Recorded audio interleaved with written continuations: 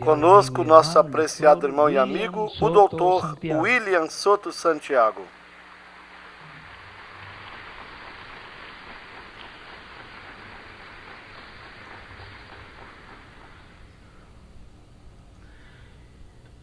Muy buenas noches, amados amigos e irmãos. Boa noite aos amáveis amigos, aos irmãos aqui presentes e aos que estão nas diferentes nações. Que as bênçãos de Cristo, o anjo do pacto, estejam sobre todos vocês e também sobre mim. No nome do Senhor Jesus Cristo. Amém.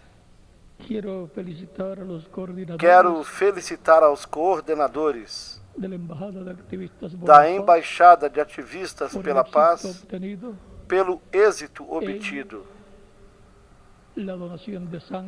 nas doações de sangue nos diferentes países nesta jornada de doação voluntária de sangue, que foi um êxito completo.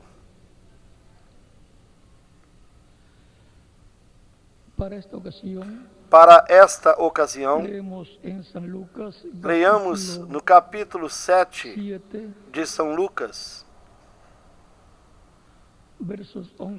nos versículos 11 até o 17. E diz da seguinte maneira: E aconteceu que, no dia seguinte, ele, Jesus, foi à cidade chamada Naim, e com ele iam muitos dos seus discípulos, e uma grande multidão. E quando chegou perto da porta da cidade, eis que levavam um defunto, filho único de sua mãe, que era viúva. E com ela ia uma grande multidão da cidade. E vendo-a, o Senhor moveu-se de íntima compaixão por ela e disse-lhe: Não chores. E chegando-se, tocou o esquife, e os que o levavam pararam. E ele disse: Jovem, a ti te digo, levanta-te. E o defunto assentou-se e começou a falar, e entregou-o à sua mãe. E de todos se apoderou o temor e glorificavam a Deus, dizendo: Um grande profeta se levantou entre nós, e Deus visitou o seu povo. E correu dele esta fama por toda a Judéia e por toda a terra circunvizinha. Que Deus abençoe as nossas almas com a sua palavra e nos permita entendê-la. A presença de Jesus. Queiram assentar-se, tenham a bondade.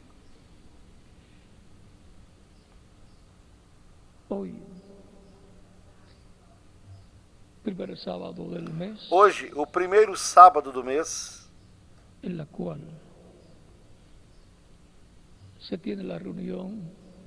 em que se tem a reunião de ministros e colaboradores. Lembrem-se de que na Bíblia os dias começam pela tarde. E hoje, à tarde, ao pôr do sol, já começou o sábado. Assim é na Bíblia. E assim é para o povo hebreu, para os judeus. Portanto, os sábados, conforme o capítulo 1 do Gênesis, começam pela tarde.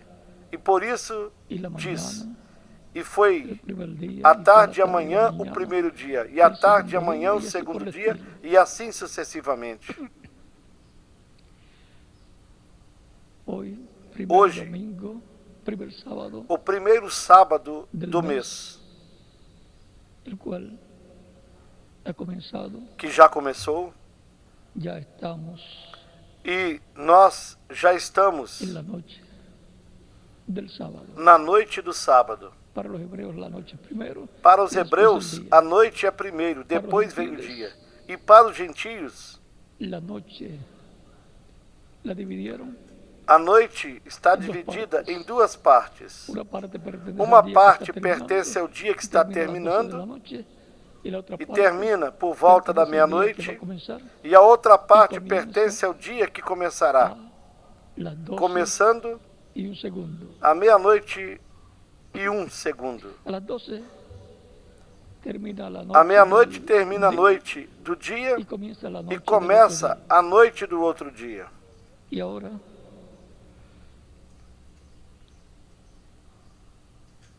veamos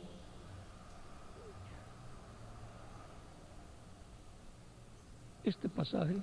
Vamos ver esta passagem da presença de Jesus lá na cidade de Naim. E onde quer que Jesus ia, a sua presença trazia um impacto para a alma de muitas pessoas, levantava a fé de muitas pessoas que o reconheciam como o Messias, o Filho de Deus. E para outras pessoas ocasionava uma confusão, porque elas pensavam que era um espírito mau que estava em Jesus, fazendo aqueles milagres. Porque as pessoas que se escandalizavam em Jesus não iam à Escritura para ver o que estava prometido, que o Messias faria na sua vinda. E ele estava fazendo as coisas que a Escritura dizia que o Messias faria. Por essa razão foi que quando João Batista, depois de precursar a primeira vinda de Cristo, apresentá-lo ao povo, quando ele disse: "Eis aqui o Cordeiro de Deus, que tira o pecado do mundo", o qual e do qual João havia dito que depois dele viria um maior do que ele, do qual ele não era digno de desatar a correia do seu calçado, e que este batizaria com Espírito Santo e fogo.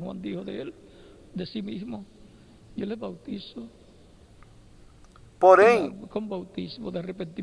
João disse de si mesmo: "Eu lhes batizo na água, com o batismo do arrependimento, mas aquele que virá depois de mim é maior do que eu, do qual eu não sou digno de desatar as correias do seu calçado. E ele vos batizará com Espírito Santo e fogo."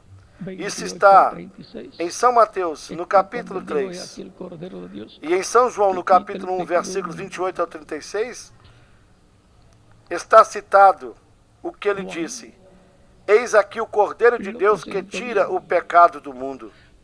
João o apresentou bem.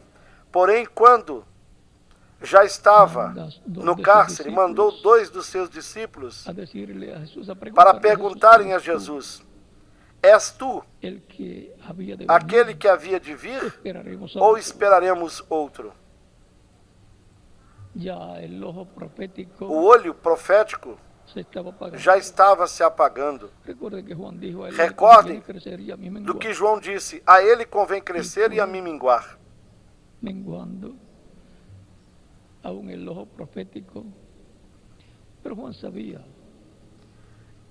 E foi minguando quais eram as coisas que o Messias tinha que estar fazendo.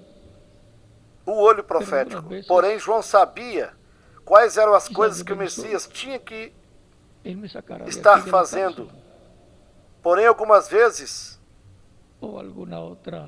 talvez tenha pensado: "Ele me tirará daqui, desse lugar, desse cárcere." Ou alguma outra coisa que pensaria.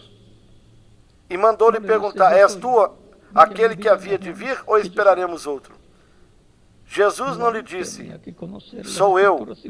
Vão e digam a João que sou eu. João tinha que conhecer as Escrituras e as conhecia. Jesus disse que eles vissem e estava ali curando os enfermos, curando os coxos, dando visão aos cegos, curando os surdos e ressuscitando mortos. Nesses dias. E os discípulos de João estiveram vendo isto. Então ele disse para os discípulos de João: vão e digam para João que os coxos andam, os cegos veem, os surdos ouvem, e aos pobres é pregado o Evangelho. Vão e digam isso para João. Tudo que está sucedendo. Porque João tinha que ir à Escritura e ver que coisas o Messias estaria fazendo quando ele aparecesse. E com essa notícia,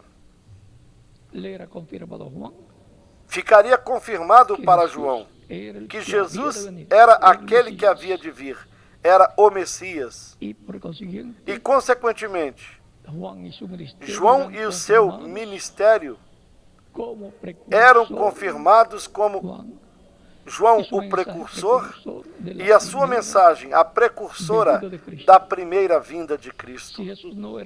Se Jesus não fosse aquele que havia de vir, João tampouco seria o Elias que havia de vir naquele dia. Nem era o precursor da vinda do Senhor. Porém, João soube que Jesus era o Messias.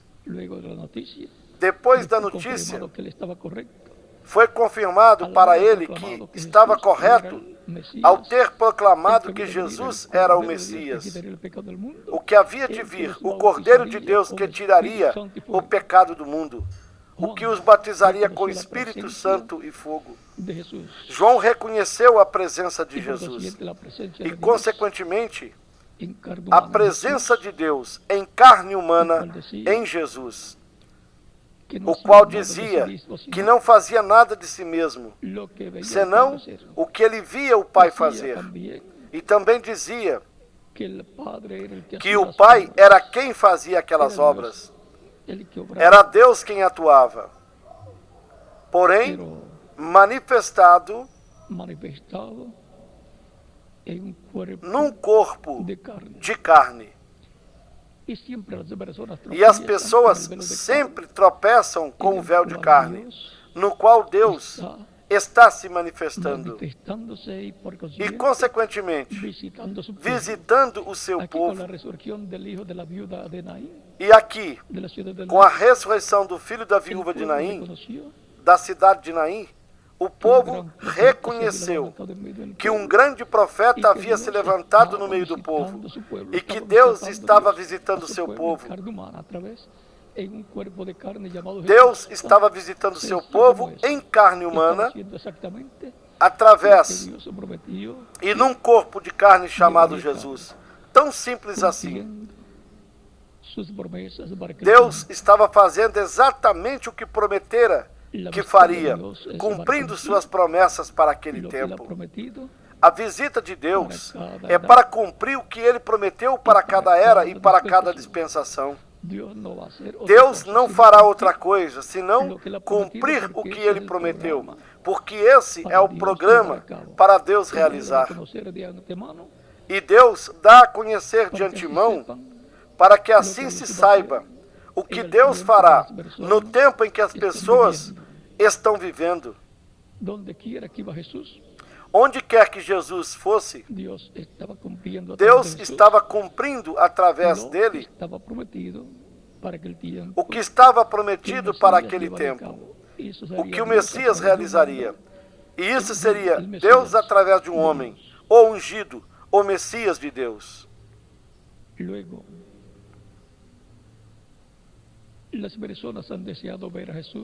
E assim as pessoas tem desejado ver a Jesus realizando a obra de Deus. Saulo de Tarso se encontrou com uma luz, uma coluna de fogo, quando ele ia até Damasco para levar presos todos aqueles que professavam o novo caminho, o caminho da fé em Cristo. E enquanto ia no seu cavalo, viu uma luz mais forte do que o sol. Caiu do seu cavalo, escutou desde essa luz, desta coluna de fogo, a mesma coluna de fogo que apareceu para Moisés numa sarça. Essa mesma coluna de fogo. O anjo do pacto lhe falou e disse: Saulo, Saulo, por que tu me persegues? Dura coisa é lutar contra os aguilhões. Saulo soube que era o mesmo Deus que tinha falado com Moisés naquela sarça e havia dito a Moisés: eu sou o Deus de Abraão, de Isaac e de Jacó. Porque esse é o anjo do pacto, o qual é Cristo. E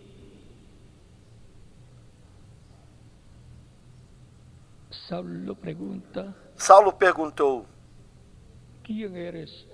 Senhor, quem és? Porque Saulo estava perseguindo aos cristãos. E essa luz, e dessa luz, escutou as palavras: eu sou Jesus a quem tu persegues. Era Jesus Cristo que tinha regressado à coluna de fogo, a essa luz. E nessa forma, ele continuou no meio da sua igreja, no meio dos crentes nele, porque ele já tinha prometido isso. No capítulo 28 de São Mateus, no versículo 20, ele disse: enseñándoles que guarden todas as coisas que os he mandado, e aqui eu estou com vosotros todos os dias. Ensinando-as a guardar todas as coisas que eu vos tenho mandado. E eis que estou convosco todos os dias, até a consumação dos séculos. Até quando Jesus disse que ele estará com os crentes nele? Até o fim do mundo.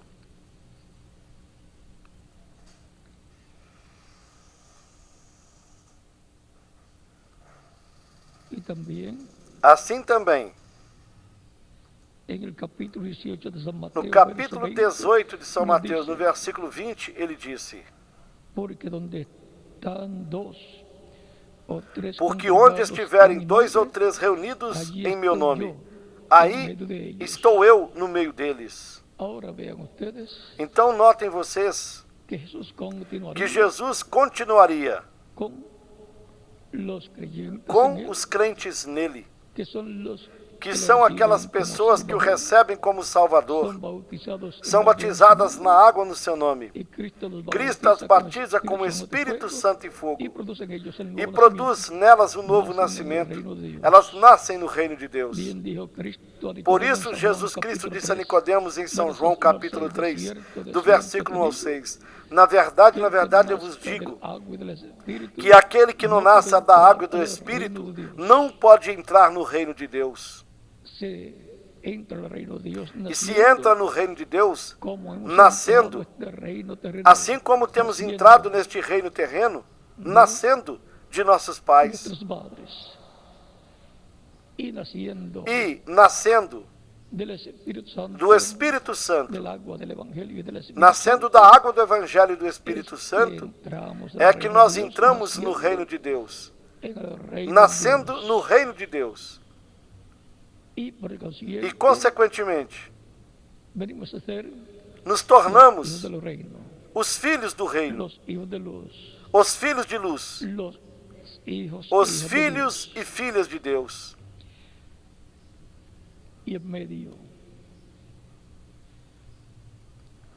E no meio dos filhos e filhas de Deus, no meio dos crentes em Cristo, de etapa em etapa, de era em era, ao longo da história da Igreja do Senhor Jesus Cristo, Jesus Cristo esteve, e não esteve inativo, senão esteve continuando a obra que ele começou, realizando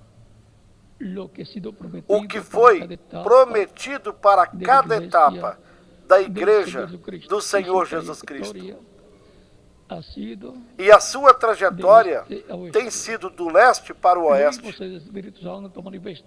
Nós o vimos em Espírito Santo manifestado no meio da igreja primitiva, continuando a obra que ele começou.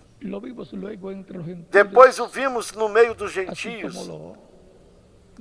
Assim, o vimos atuando através de São Pedro e dos demais apóstolos, porque já o seu corpo de carne tinha sido crucificado, sepultado, ressuscitado, glorificado, e está sentado à direita de Deus no trono de Deus. Mas, através dos corpos dos apóstolos, Cristo em Espírito Santo esteve se manifestando e assim continuando a obra que ele tinha começado. Depois, o vemos no meio dos gentios, velado e revelado através do apóstolo São Paulo, continuando essa obra.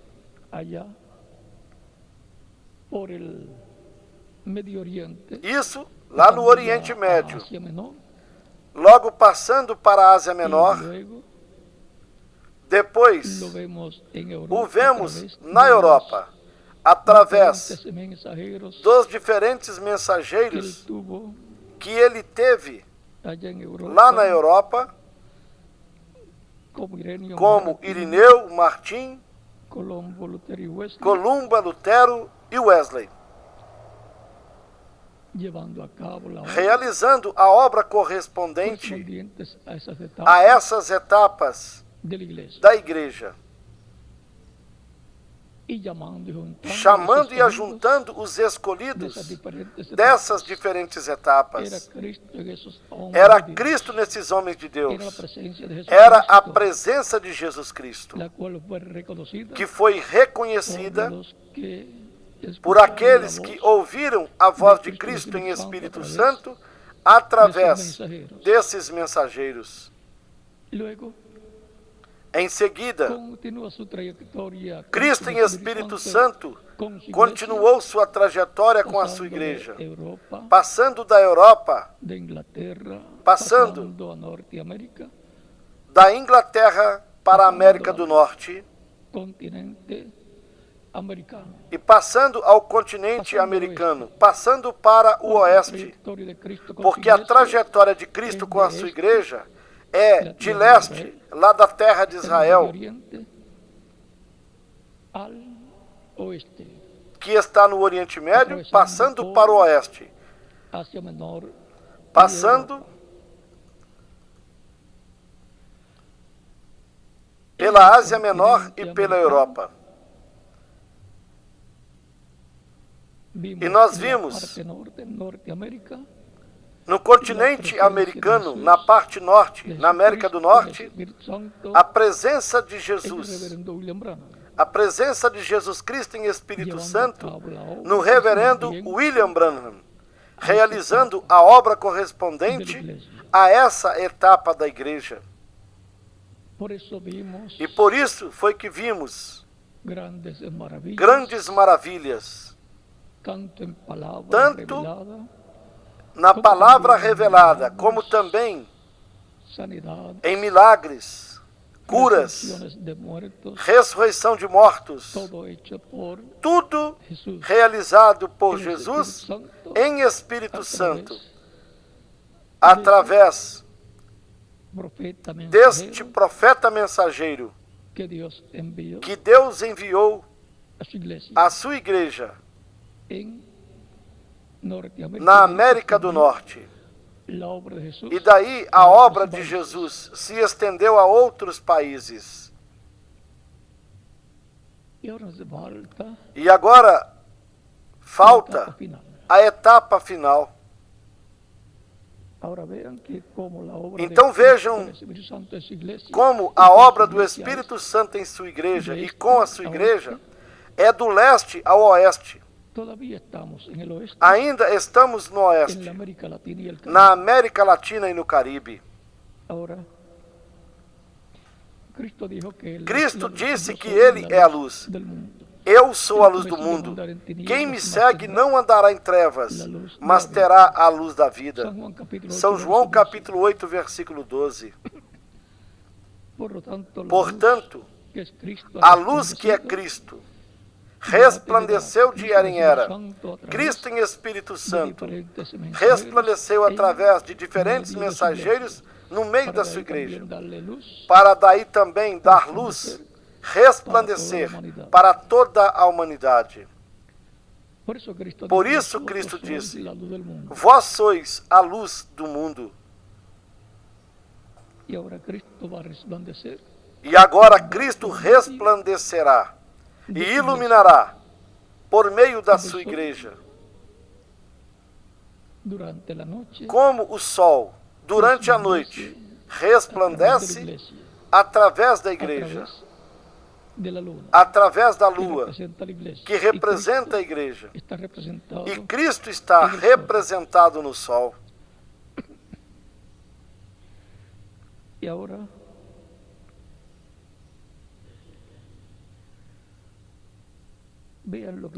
Agora vejam bem o que o reverendo Lembrana disse no livro das citações, na página 69, parágrafo 593. Ele disse: virá uma luz, se levantará. E onde virá? Lá em Jerusalém? Não, Senhor. As luzes da tarde não se levantarão em Jerusalém. As luzes da tarde. Para onde vão? No oeste. Eles tiveram o seu dia e o rejeitaram. Mas a luz da tarde se levantará no oeste. E para quê? Para brilhar sobre a palavra. Para quê? Para amadurecer a fruta. Trazer para diante a árvore noiva com os mesmos sinais, maravilhas, e os frutos que tinham no princípio.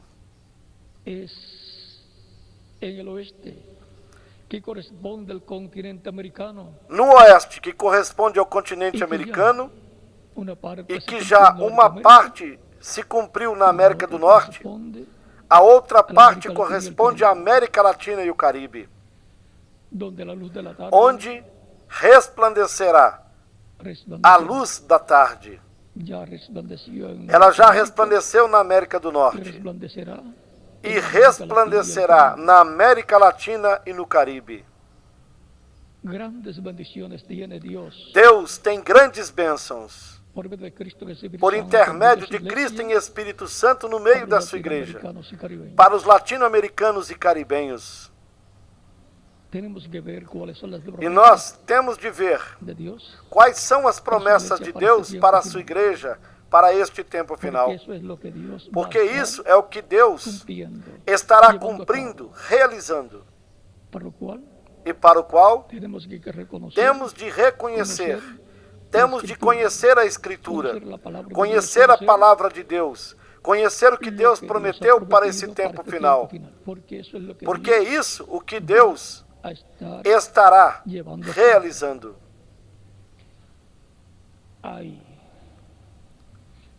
Há grandes bênçãos para a sua igreja neste tempo final, para aqueles que verão e que estarão na presença de Jesus na sua manifestação final. Temos promessas de que uma mensagem sairá e ajuntará a sua igreja noiva e a preparará para ser transformada e levada com Cristo à ceia das bodas do Cordeiro. Lhe dará fé para ser transformada. E também a igreja do Senhor Jesus Cristo tem a promessa de que no meio do cristianismo, no meio da sua igreja, haverá uma grande tenda catedral, onde estará se realizando a manifestação de Jesus Cristo em Espírito Santo, realizando a obra prometida para a terceira etapa, que foi revelada ao reverendo William Branham pelo anjo de Deus que o acompanhava. Por isso temos de ter os nossos olhos bem abertos, para não perdermos a bênção de estarmos na presença de Jesus no último dia, na manifestação final, que nos preparará para termos a fé, para sermos transformados e levados com Cristo à ceia das bodas do Cordeiro, onde estará a luz, a grande luz que virá no oeste. Portanto, será aí que os judeus também verão a bênção de Deus vindo para a igreja do Senhor Jesus Cristo, para o cristianismo. E dirão: este é o que nós estamos esperando. Porém, primeiramente, a igreja do Senhor Jesus Cristo tem a promessa dessa manifestação da grande luz que é Jesus, a luz do mundo, resplandecendo no meio da sua igreja em Espírito Santo, cumprindo o que está prometido para a igreja do Senhor Jesus Cristo para os dias finais, para prepará-la, para lhe dar assim a fé para ser transformada e levada com Cristo à ceia das bodas do Cordeiro. Estejamos preparados com o conhecimento da palavra de Deus e suas promessas para este tempo final, para que não nos passe por alto a presença de Jesus em Espírito Santo, na coluna de fogo, neste tempo final. Já sabemos o que é esta manifestação prometida para o continente americano. E já uma parte se cumpriu na América do Norte, e a outra parte corresponde à América Latina e o Caribe. Tão simples assim. Portanto, estejamos preparados, estudando a Bíblia, vendo o que Deus prometeu para os últimos dias e, sobretudo, para o último dia, vendo que nós temos a promessa da vinda do Senhor para o último dia, com os mortos que virão em espírito com Cristo na sua vinda, para receberem a ressurreição em corpos imortais, corpos perfeitos, eternos, glorificados. E esse é o corpo que Deus pensou e desenhou para os crentes nele, o qual pensou desde antes da fundação do mundo. Não será esse mesmo corpo físico que temos, porque se fosse o mesmo corpo físico, morreria novamente. Mas será um corpo eterno e glorificado, mudado em átomos imortais. Portanto, estejamos preparados para para estarmos na presença de Jesus neste tempo final, no meio da sua igreja. Quando vocês verem os sinais que serão o começo do cumprimento de certas promessas, recordem, é que Jesus está se manifestando no meio da sua igreja no último dia. De lo que ele ha prometido para sua igreja para este tempo final. É para o cumprimento do que ele prometeu para a sua igreja para este tempo final. Estejamos preparados. Jesus disse: vigiai, orando em todo tempo, para que sejais tidos por dignos de evitar todas essas coisas que virão e para estar em pé diante do Filho do Homem. Estar em pé diante de Jesus, na presença de Jesus Cristo, na sua manifestação final. A presença de Jesus. Perceberam quão simples é identificar a presença de Jesus no meio da sua igreja, neste planeta Terra, de era em era? Nós já podemos identificar a presença de Jesus ao longo da história, no meio da sua igreja. Porém, agora nos corresponde enfrentar a presença de Jesus no último dia no meio da sua igreja, para recebermos as bênçãos que Ele tem para nós neste tempo final. Porque não basta reconhecê-lo em sua manifestação em outros tempos, senão na que nos corresponde a nós neste tempo final, a presença de Jesus. Recorde o que Ele disse: eu estarei convosco todos os dias até o fim do mundo. E agora corresponde a nós vê-lo no meio da sua igreja neste tempo final. Ele diz que estaria conosco. Onde estiverem 2 ou 3 reunidos no meu nome, ali eu estarei. Assim Cristo disse. Portanto, Ele não se foi da sua igreja. Ele sai de uma era quando essa era termina, mas passa para outra etapa da sua igreja. Se abre uma nova etapa, até que nos leve desta terra para a ceia das bodas do Cordeiro. A presença de Jesus, de leste a oeste. E o tempo agora corresponde ao oeste, que para nós é um privilégio vivermos aqui no oeste, e sobretudo na última parte do oeste, na América Latina e no Caribe. Que as bênçãos de Cristo, o anjo do pacto, estejam com todos vocês que estão presentes aqui e com os que estão em outras nações, ministros e suas congregações. E nos veremos no próximo domingo com a ajuda de Deus. Orem muito pelo culto do próximo domingo. E também tragam os seus familiares, para que a misericórdia de Deus lhes alcance antes que a porta seja fechada, da qual Cristo falou no capítulo 13 de São Lucas, versículos 25 ao 27. Porque em algum dia essa porta da misericórdia se fechará e já não haverá mais oportunidade de salvação. Nós amamos aos nossos familiares e queremos a salvação e a vida eterna para os nossos familiares também. Portanto, orem muito pelos seus familiares. E também que eles escutem a palavra, o Evangelho de Cristo, para que assim obtenham a salvação e a vida eterna.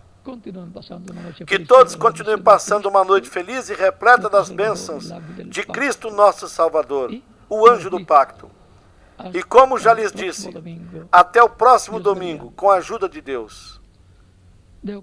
E deixo com vocês aqui novamente o reverendo José Benjamin Pérez para continuar e finalizar nesta ocasião.